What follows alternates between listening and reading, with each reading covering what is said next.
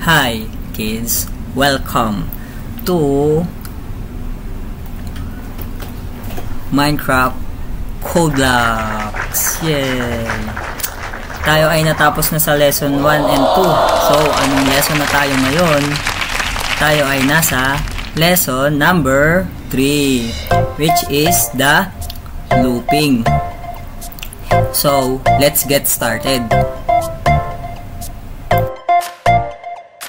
So, natapos na tayo sa lesson 1 and lesson 2, which is the lesson 1 is move forward lang, mag-aabante si Golem, and the lesson 2 is turn left and right, like this one. Review lang tayo.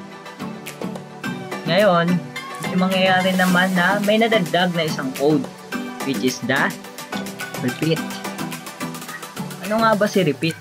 Si repeat ang uulit ng code para hindi siya nakakapagod i-drag ng i-drag like this. For example, gusto mong mag-move forward na 4. Eh di gagawin mo niyan, if wala si repeat sa help ni repeat, maglalagay ka ng move forward na 4 like this. So mag-aabante si Golem ng 4. So para hindi ka na mahirapan mag-drag-drag ng madami, kasi paano kung madami yan? Hanggang dun pa yon, eh di ang dami mong iaano. So nakakapagod. So, para ma-lessen yung time natin, gagamitin natin si repeat. Like this. I-reset natin muna. So, diba, dapat mag-move tayo ng 4 para maapakan ni Golem ang treasure plate na to. So, lagay natin dito, pwede tayong mamili dito kung ilang beses niya uulitin yung command na nasa loob niya. So, 4 na beses, maglagay tayo ng move forward para mag-move siya. Yan. Ayun yung kagandahan kay repeat. Mas malilesen mo yung time mo and less na nakakapagod sa paglagay-lagay ng mga blocks. So, hindi lang siya applicable sa move forward. Applicable din siya dito sa turn left and turn right. Ipapakita ko sa inyo kung paano ito gumagana and paano ito nag-execute. So, i-run natin, i-reset and run. Ayan, bali mag-4 na beses siya magti-turn left and turn right and move and move. Ayan, kikita natin sa execution niya. 4 na beses. Ayan.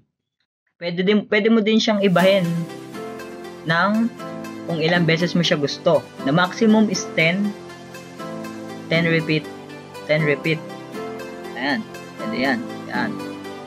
Para hindi ka na magpaulit-ulit na maglagay ng blocks na kung paulit-ulit lang naman yung mga gagawin ni Golem. Halimbawa, mag-walk siya ng 4 times sa lilingon, tas paulit-ulit na ganun. Ilan mo kakailanganin or dapat gamitin si repeat? Siyempre, dapat mo munang malaman kung ilang hakbang ang gagawin ni Golem para i-repeat mo na lang siya para tipid din sa oras and para mabilis mong ma-execute ang mga gagawin ni Golem.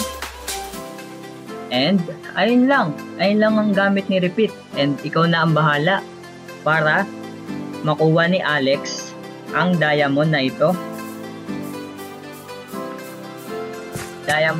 and ang compass para makapunta ka na sa next level. It's you to find out.